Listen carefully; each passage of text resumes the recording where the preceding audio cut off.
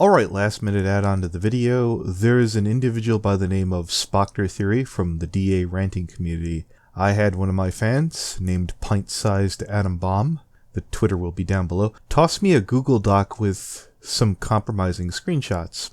That will also be down below. There is already a video over on a well-known YouTube channel by the name of Pentagram. I'm gonna play a small 1-minute clip of her video and link in the description. I don't want people thinking that this is acceptable in any circumstance. I want to say it right now that I want nothing to do with him in the future. Once this video goes up, he's blocked on all my accounts, he's gone from my life. I want nothing to do with him or any of his close circle who will inevitably get involved. I know what he's like. He'll never admit anything publicly and he'll always want to save face. He'll start shit and then hide and face no consequences. I'm calling it now. He's going to go on a hiatus and not say anything about this. I'm not a forgiving person, and as someone who has been sexually abused in my real life in the past, I have no remorse for what I'm saying now, because I know this shit can drastically alter your perception on what a relationship should be. And why the Brony fandom is getting closer to clean, closer being a relative term, on the whole child abuse front, I thought the least I could do was highlight this. And Spoctor Theory? I would be willing to sit down and have a conversation with yourself. You seem to have been friends with Names Junkie in the past, someone I respect, and I'd like to give you the chance to see if this evidence against you is fabricated. Thank you.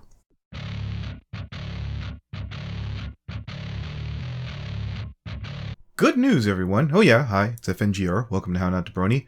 Back to the good news. It would appear Dusky Novel's channel is down. If you want the super duper glowy good news, that means Toon Critic, Performance Major, and Dusky Novel are all gone, at least as far as YouTube goes. If you wanted just the happy, glowy, sunshine, feel-good update with nothing bad whatsoever, you can click off this video well under the 5-minute mark. Or hell, head over to Fandom Frenzy, where I argue about Watch Mojo and what they think of toxic fandoms. Are they gone yet?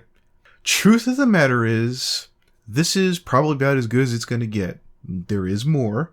I showed this image before. This is ERP chat. Yeah, erotic roleplay chat is still up. From what I hear, it's inactive in the main chat. It's a public server. It doesn't mean there aren't things going on in DMs, PMs, whatever you want to call them. But there have been a couple of people that took grievances with the chat being publicly criticized. Let's read them off now. This is Ernst. Ertz? ERP, before he knew he was a minor, I never saw once in the messages by him or anything that he ever dated a minor. And if he was dating one, he wasn't dating him because he was a damn minor. It was because he acted like an adult. And PM never blackmailed someone, so if he dated a minor, ever felt uncomfortable, he could have left, or even talk about it to stop. PM, even once he learned the age, he was willing to stop, meaning this minor wanted to keep going. This man is being legit serious. This is Mew2ER. We'll also read him off. I hate you. If it was never for you, a bunch of your fans wouldn't have came to spam a server I'm in about PM. The people in question that raided your server were Vita and Sheldon, as well as Jace. I'm gonna be over here trying to tie my shoelaces, looking down, until they are done. It appears I can't see anything because of my shoes. Oh, still tying. Anywho, here is a guy with a Minecraft channel in that chat, with someone who, the chat that's known for role-playing with minors. He has a kid in his avatar. Now, that might be him, and if you are that kid and you're in Performance Major's chat, geez, man, can you literally go anywhere else? Pretty please? However, if you are of age and this child isn't you, I think that pretty much paints a pretty damning picture. Considering some of the things that Minecraft fandoms are known for, combined with you being in an erotic roleplay chat with Performance Major, and the kid quite frankly being in your banner, feel free to respond down below. There's an individual who kept changing his age in that chat from 17 to 18 to 19, so he could get away with role-playing with a 15-year-old. I believe he goes by the Discord handle Trash Dragon on Discord. Yes, Dusky Novel is also in this chat. I'm going to have a link to some of these more interesting remarks from Trash Dragon. There'll be something you'll be wanting to see to validate him lying about his age repeatedly. The conundrum I have here is I don't know how much YouTube videos are going to do at this point. There has been one more defense on Dusky Novel since last time. I do have it downloaded and recorded. It is called Goodbye MLP Fandom. I'm probably about to piss a lot of people off, and I'm probably going to make some people sad. And there's probably going to be some people who are indifferent either way, because they don't really know me. But it says it in the title. Forgotton Dreams is leaving the MLP fandom. Who the fuck is Forgotton Dreams? The reason why is because this fandom isn't toxic. It's dead. When I joined this fandom just under 3 years ago, it was thriving. There were plenty of, there were music makers, there were speed paint drawers, there was cover artists, there was a plethora of MLP content being made. Oh yeah, totally was.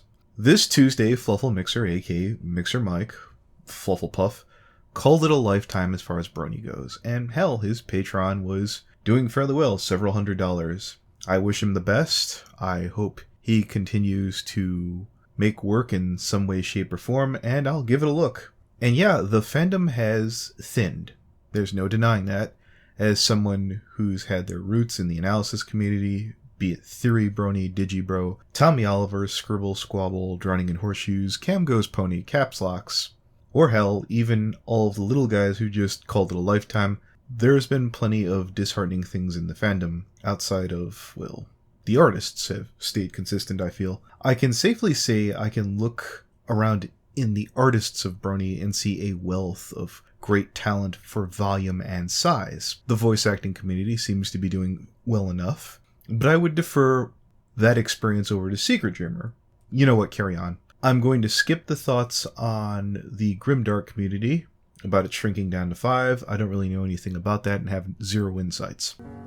The Clop community, which, is there to give people laugh and a rise and do stuff. It's down to very few.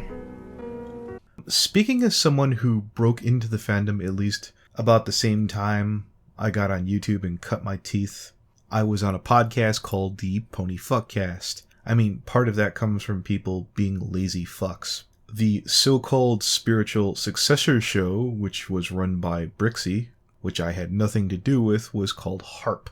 It got thrown off of YouTube for being what I would say a little too child-friendly, if you know what I mean. And let's be honest, it wouldn't be hard to make a Clop channel, a good mic, good audio editing skills, and the nerve to do that shit. Basically, that last part. The analyst community is turning in on itself. It has come to the point that every single one of the popular MLP YouTubers is just thirsting for blood. I can no longer create MLP content.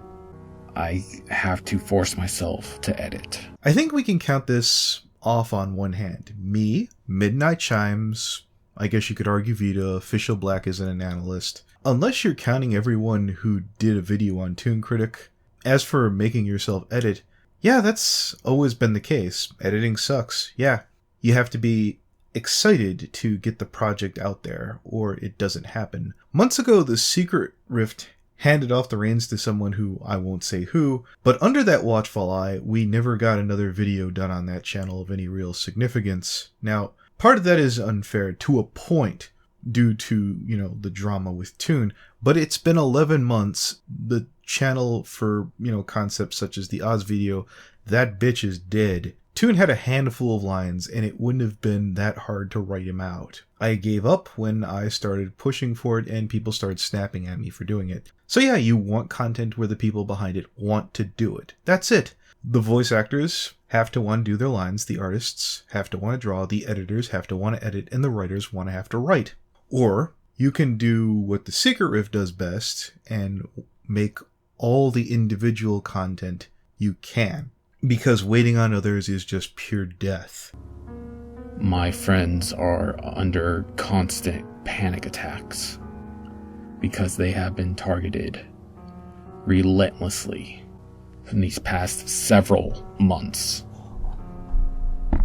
And, well, now we're getting somewhere. So I went to the channel about this time, and here's a screenshot of Scribbler Productions, who has 196 subscribers. Generally, channels of these size don't mosey their way on over to the little guy's channel unless it's big in these sort of situations. But let's read this off. So, you took innocent lines I recorded for you at your request as a favor for which I was not paid, and framed them as something smutty. What, degrade my reputation? What is this? Fake audio revenge porn? Classy. Let's see if there's a little bit more down below that. Scribbler Productions again. Here are screenshots of all my chat logs with you and Dusky. Dusky's confessions to me personally via PM for impersonating me. Your own words. And his own words. If you're going to be accusing me of so many things, I think everyone listening, watching deserves to read what you, Dusky, and I said at the time, making their own decisions. Don't you? So I'll include a link to the Google Drive down below. But now we have a direct connection with you and Dusky Novel. Let's carry on. This fandom was based on friendship, forgiveness, and trust. Well, it is now a game of power. The people who say they are removing cockroaches from the fandom are more toxic than the said roaches they are removing, because they are giving themselves self-proclaimed authority to judge other people for what they've done. Yes, some people have done terrible, terrible things, and people should be notified. But there is a difference between letting the fans know someone is dangerous or sick and then creating a flash mob. To quote Dusky Novel, I do declare, I think this strapping young man has talked about little old me. I think I'm getting the vapors, I do. But seriously, I always had some authority when I started being able to speak to and get along with members in the community. I'm able to lend and give advice to those people who are willing to listen. And with that, I'm able to pass on information. And believe me, information is a lot of power. Knowledge and access in Brony are king. And you might assume talent and drive are. So let me tell you this. This is Kichi FIM. She hasn't made a damn thing in 3 months. If she wanted something done behind the scenes, assuming that she asked it the right way, you better believe it would happen. There are a couple people like that in the community. It's always been that way. There's always been factions and whatnot. Purple Tinker said as much back on her PFC podcast. And she fucking invented BronyCon. If you can come up with an authority better than hers, I want to fucking hear it. Demanding that this person pay with her life. There is a difference between... How do I say this? There is a saying, you either die young as the hero, or you live long enough to become the villain. I never called for anyone's death, and that would be against YouTube's terms of service. And pal, guy, amigo, I was always the villain. I was always the bad guy. It just so happens the old school bad guys in the fandom were better than, well, the so-called sick people I feel you're alluding to. The last How Not to Brony, I showed Jim, Mr. Medicare, getting worked up, emotionally moved because of Ross in his video. And you might think that Jim is a total bastard, and there's certainly room to make that argument. It wouldn't be hard. But I can also safely turn around and tell you that he's better than anyone who uses children for sexual gratification. A lot of people who are looked up to in this fandom are no longer the heroes of this fandom. They use and abuse their pull with their fans to harass, bully, and all sorts of other unethical things. See this, guys? Here it is. When Mad Munchkin says that people like me are bullying people, by what she means is that people like Dusky need to be left alone because of their sexuality. As for bullying, Dusky Novel gave me a confession. Performance Major had a confession out months ago. Did I run Toon off the internet? Shit, I had a go at him before I knew he was a pedo and he didn't budge. I'd like to see the evidence of this. If you clearly mean someone else, I mean your video says you're leaving, why didn't you mention me by name? Or quite frankly, any of these drama channels from the analysis committee you're alluding to. What would the downside have been? They have become drama hungry. And some of them originally intended for righteous causes. But when you take justice into your hands and out of the proper authorities, it is no longer about justice, it is vengeance. The fuck have the authorities done, seriously? Under your logic, just because Toon hasn't been brought in for questioning, he must be innocent. The literal Harvey Weinstein of the Brony fandom suffered zero official backlash under the law. Jesus, if you want to commit murder, you might want to make sure that you're in the Brony fandom. Odds are, you won't even be questioned based off how the police handled the Toon situation. As most of you know, I am friends with Dusky Novel, and I have to use him as an example. When he started about 2-3 months before I did, and he decided that he was going to do a reading of Something Sweet to Bite. He made it public, and immediately he was being bullied, threatened, and harassed by Emogak and other people. At this point in time, he had less than 60 subscribers. So, I looked up something sweet to bite. It includes Twilight, Pinky, Diamond Tiara, Silver Spoons, the CMC, and gore. I did not read it. I can't tell you why there was a backlash about the fanfiction. Perhaps the fanfic story that features 5 characters that are children. I don't know what kind of gore it is in the fanfic. I don't know if it's fetishized or not. Considering we know that Dusky likes kids and gore, I don't want to look down that rabbit hole. Naturally, you guys down below can dig through that all on your own. After he uploaded it, the drama involving him and Emogak stopped, and immediately replaced by it was Sparrow 9642. Now, as I mentioned in a video way back when, it was a pissing contest between those two. I talked to Sparrow on Dusky Novel. I don't mean to downplay or deride Sparrow, especially when he said that he knew that Dusky was a bad guy at first sight. I didn't. I thought Dusky was a super hillbilly. But I'm not Movie Bob. I don't hate southern white people. But yeah, if Dusky was around and not into kids, I'd probably pick on him for his accent, and that's about it. I do declare. Again, I've talked to Sparrow, and if you can speak up and you're not a beta male, Sparrow will listen. Quillstroke is friends with Sparrow, so yeah, if you can at least be as confident as Quillstroke, which for bronies I must admit is a little hard, that shouldn't be a problem. Speaking of beta males, Forgotten Dreams goes on to talk how Sparrow allegedly called people at 3 o'clock a.m. in the morning and demanded lines. Assuming this was true, if this would have been a matter in the Rift, we would have kicked him on the spot for crap like that. Since I mentioned Lost, I guess I should mention Magpie. I honestly don't have a quarrel with you. I don't. The only thing that bothered me was the fact that you didn't even try to get our side until it was already started. I understand that you were hurt, both you and Lost. I understand that you felt used. I understand that you felt like this was a stain on your reputation with your fans, and I get that, I do.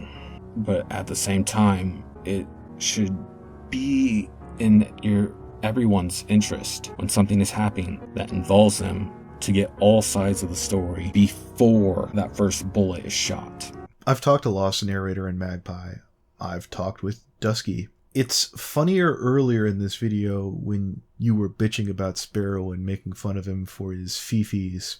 Isn't that what this video is right here? Your friend got caught being a pedophile, and you're trying with all of your might. You are hoping and praying this emotional appeal will leave people feeling bad. I don't. As far as the Dusky drama goes, I feel clean. I feel fucking amazing. And honestly, I think Lost Narrator and Magpie ought to feel the same way too. Here's a message for friends. When your friends fuck up and do stupid shit, bad things are gonna happen. That's the message that you should take away from this one. I don't know Forgotten Dreams. I'm not gonna call you an enabler. It might be possible.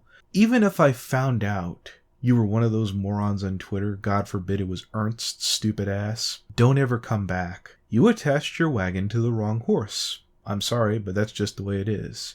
Maybe if you got enough money, you could buy your way into Jerry Pete's Discord, and they can listen to you and your sad luck story. Till then, thank you, fuck you, bye. On a side note, I am happy for you and Lost. Congratulations on your upcoming wedding. Despite the fact that I am disappointed in this fandom, I still do love your guys' content. P.S. Get fucked. If this wasn't just more of my horse fame bullshit, be honest, you'd be browbeating the fuck out of Lost and Mag if they had a smaller sub number. You're a whimpering, sniveling, cowering frame of a pathetic little man. I can tell you that much just from this video. I made it 1/4 of the way before I had to throw up.